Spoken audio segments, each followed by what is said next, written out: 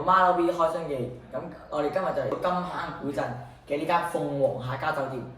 咁我哋就去咗間酒店啦，咁我哋入去睇下靚唔靚先。開個門。好，咁呢度行到入嚟咧，就有一張好大嘅 sofa 啦，俾你休息用，跟住就兩張雙人床。之後行到過嚟就係茶台俾你休息，咁呢度有啲茶几俾你嘆茶飲茶，都冇茶葉。呢度就廁所啦，咁就係好貼心有兩個星盤嘅，仲有咧下面有好大嘅鳳喎。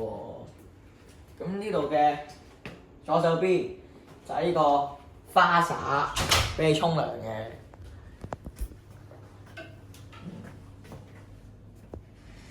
跟住右邊係廁所馬桶，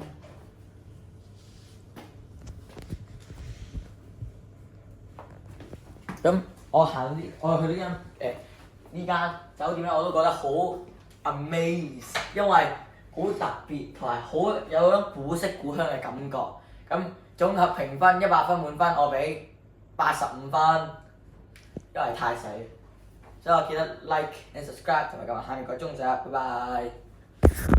咁呢間房廁所咧有埋洗手盆嘅，咁仲有呢個一個大浴缸啦，但價錢其實同我哋嗰間一模一樣。咁大家都係 check in 嗰時咧，可以問下有咩設施。